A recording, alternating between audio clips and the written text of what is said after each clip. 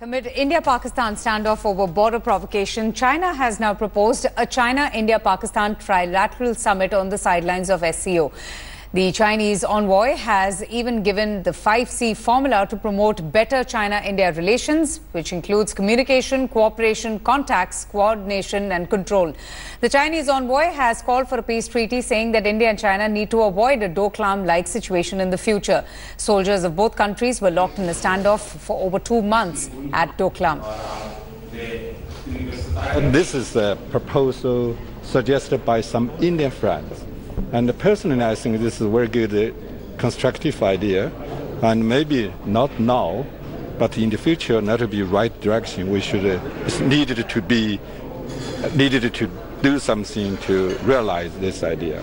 That's a great idea, and help to resolve the bilateral issues, help to maintain the regional peace and tranquility, and everything benefits for any country. It's worth of us to do. So you say that Doklam stand will repeat in future, sir? Yes, sure. I'll not repeat it. Foreign Affairs Editor Geeta Mohan joins us for more on this. Geeta, so it's a proposal that has been suggested, and while the intent may be noble, why would China propose a suggestion such as this, given the present strain between India and Pakistan, China's OBOR project with Pakistan?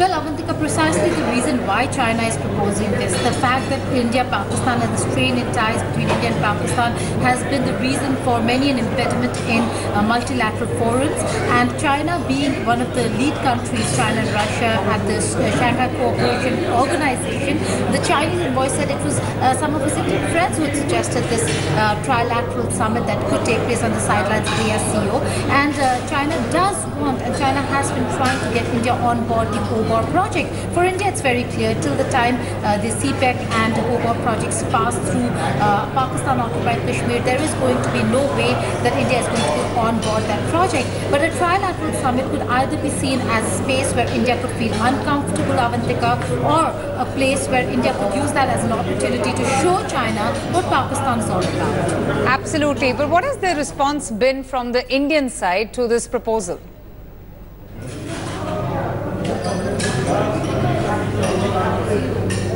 Well, Avantika, right now we've not heard anything from the Ministry of External Affairs. We'll have to wait and see how the Indian side looks at it. They will gauge the opportunity, or for that matter, the problems that could arise of out of all three countries being on board and sitting across the table. For now, the Ministry of External Affairs has not responded to the questions that we've put forth with regards to the reaction that India has had or will have. We do understand that Pakistan surely could be positive to this move. India certainly will have its own apprehensions. Indeed, it would be. Hamza Amir is with us as well. And Hamza, that perhaps is because of Pakistan's burgeoning friendship with the Chinese. There's a lot that both the nations are working on as far as development projects are concerned. Now, China's regional influence may have, expanded exponentially, but they will have to factor in India's concerns for it to give its nod to any kind of setup as China has proposed. Well, you're right. In fact, what China is doing right now is actually gaining control of the regional decision making as well. See, Pakistan and India, even though have been on trouble, borders on the line of control, there have been, line of control ceasefires being done from both sides. Yet, Pakistan and India's army are going to be, doing a joint drill with Russia down the line, and China, I think, as well. I think that is something that actually signifies the fact that what kind of role China wants to play, because, see, Pakistan might have concerns on India's inclusion in the China-Pakistan economic corridor, but on the One Belt, One Road, China will use India and will actually want to see India's inclusion in that as well, because that ground route that actually goes on from OBOR actually includes Indian borders as well. And that is why its inclusion is necessary. So I think Pakistan, by on one side being so primarily dependent on economically on China's support, would not have too many options but to say yes. So not only for the fact that it goes in favor of Pakistan, Pakistan maintains that it's India who is actually always for the full talks. But going forward, if China is playing a part, Pakistan would not refuse. Interesting. Geeta and Hamza, thank you both for joining us. Meanwhile, today the Army Chief General Bipin Rawat met with the family members of martyred Army rifleman Aurangzeb in Pooch. Aurangzeb was on his way home for Eid celebrations when he was abducted by terrorists in Pulwama. Later on, his bullet-ridden body was recovered the very same day. Today, the general met with Aurangzeb's father, Muhammad Hanif, and mother at their residence in Pooch. He even participated in a condolence meeting and spent over half an hour with the family members, who are still believed to be in a state of shock.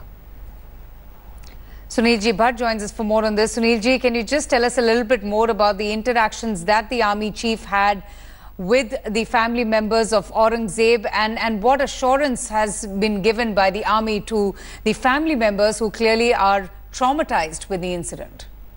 Well, Avantika, Army Chief has assured the family that it's not just a tragedy for them, but for the entire nation, and the Army will take care of all their needs. He has also assured them that their genuine demands about employment, about his brothers will also be looked into. Remember, this is a family.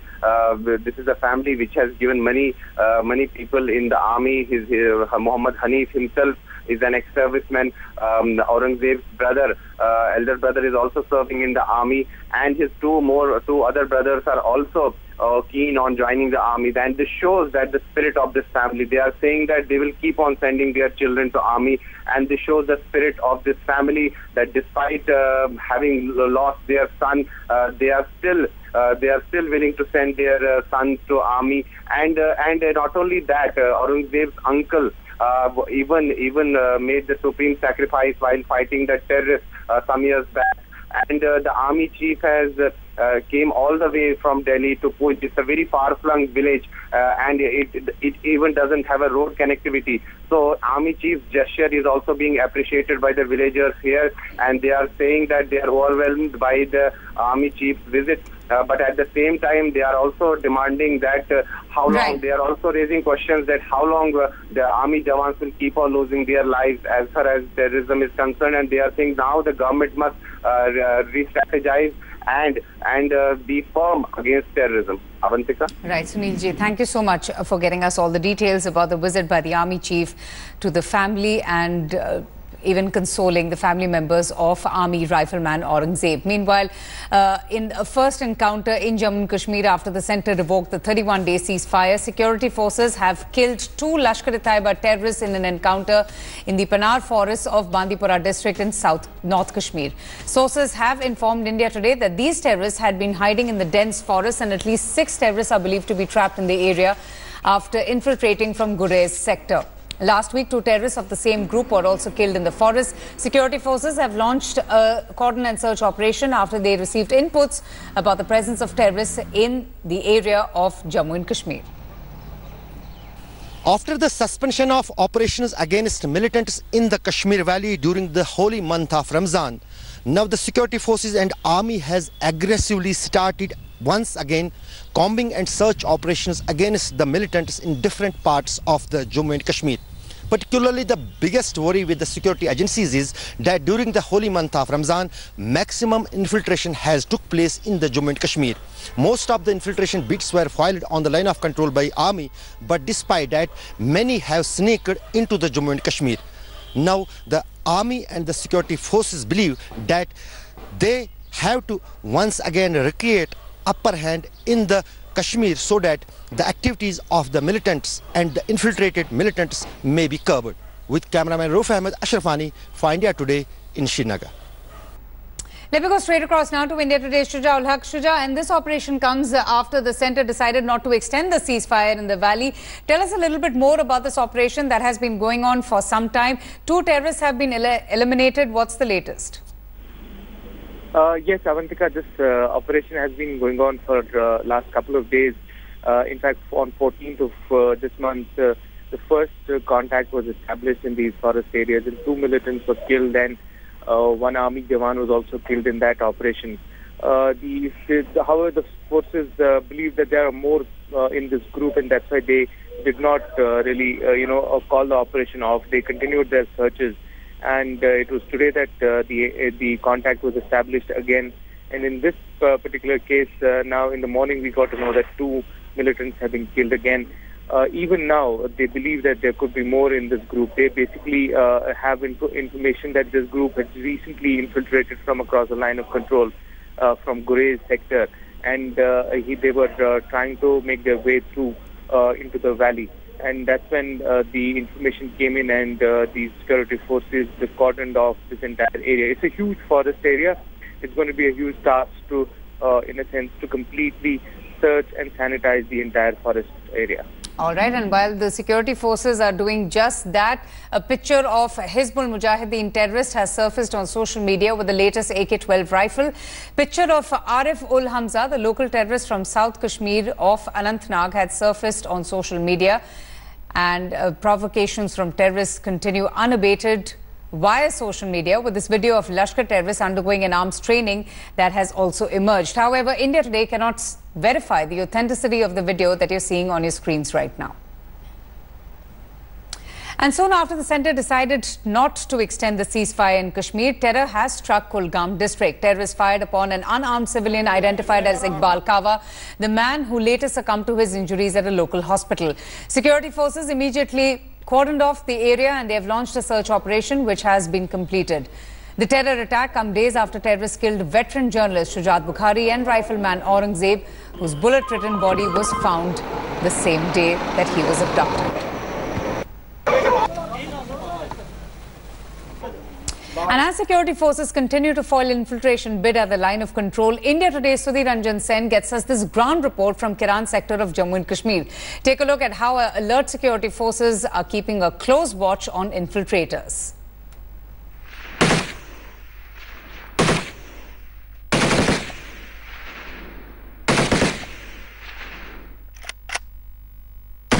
A suspicious movement has been picked and Indian troops are firing to thwart a possible infiltration attempt.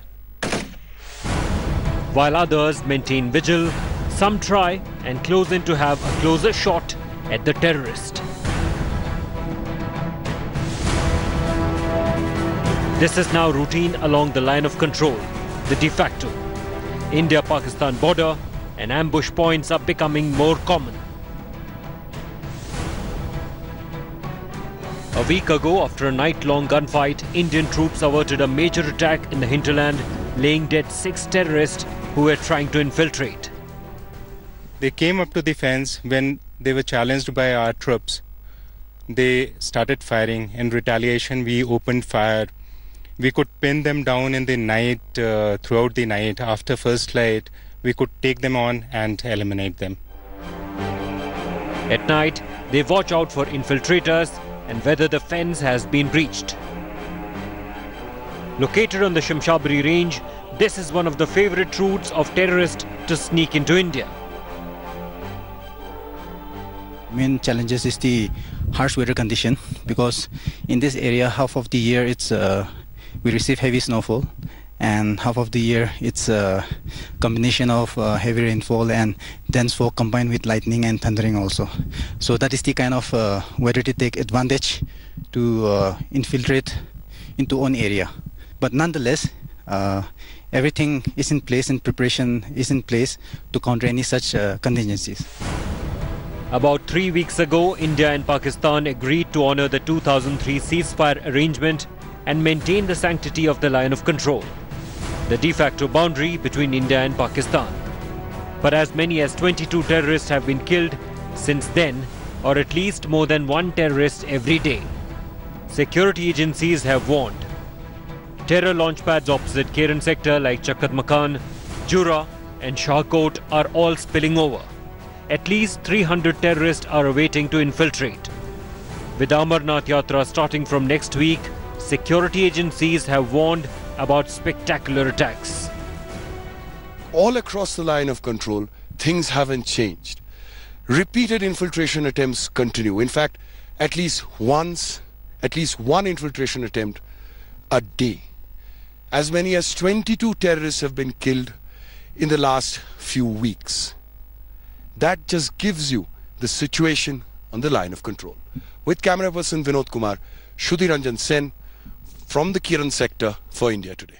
Thanks for watching the video. For more such news and updates, please like, share and subscribe to India Today. Also check out our other great videos from our channel. We know you will love to.